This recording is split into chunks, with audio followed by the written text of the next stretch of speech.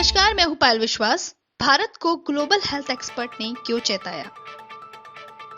पूरा देश corona virus संक्रमण से जूझ रहा है। 3 मई को भारत में 40 दिन का लॉकडाउन खत्म हो रहा है। लोगों को उम्मीद है कि जिंदगी फिर से पहले की तरह पटरी पर लौटने लगेगी, लेकिन क्या ये सही होगा? दुनिया के जाने माने हेल्थ एक्सपर्ट ने कहा है कि भारत को लॉकडाउन हटाने की जल्दबाजी नहीं करना चाहिए, बल्कि कम से कम 10 हफ्ते के लिए लॉकडाउन किया जाना चाहिए।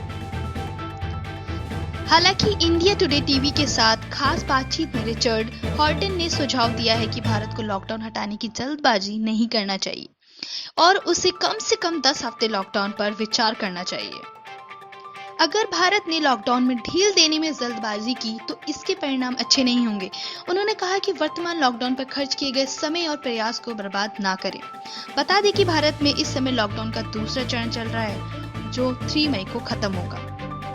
रिचर्ड हॉर्टन ने यह भी कहा है कि देश में यह महामारी हमेशा के लिए नहीं है, यह अपने आप में ही खत्म हो जाएगी। हमारे देश में वायरस पर नियंत्रण के लिए सही दिशा में काम किया जा रहा है। उन्होंने कहा है कि यदि भारत में लॉकडाउन सफल होता है तो आप देखेंगे कि 10 हफ्ते में यह महामारी निश्चित तौर पर खत्म हो जाएगी।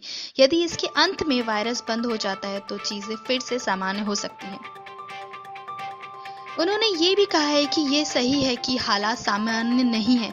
हमें शारीरिक दूरी को बनाए रखना होगा, हमें मास्क पहनना होगा, साथ ही निजी तौर पर हाइजीन को लेकर बेहद सतर्क रहना पड़ सकता है। आगे की खबरों के लिए हमारे साथ जुड़े रहिए। जनता का सफर, लखनऊ।